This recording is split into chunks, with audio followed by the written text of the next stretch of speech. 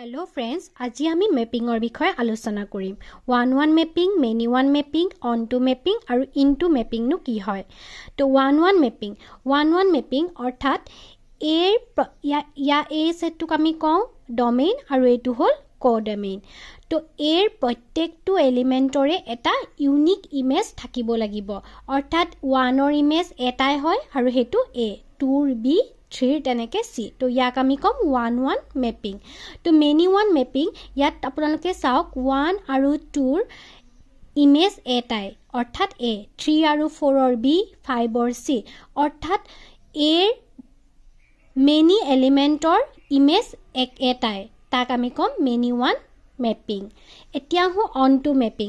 onto mapping অৰ্থাৎ b কোডমেইনত কোনো এটা এলিমেন্ট খালি হৈ থাকিব নালাগে।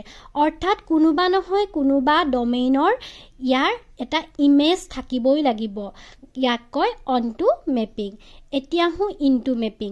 into মেপিং মানে হ'ল এ কোডমেইনত at least এটা হলো এলিমেন্ট খালি হৈ থাকিব লাগিব। অৰ্থাৎ হে এটা এলিমেন্ট a সেটৰ এলিমেন্টৰ ইমেজ হ'ব নোৱাৰে তাক আমি কম into মেপিং।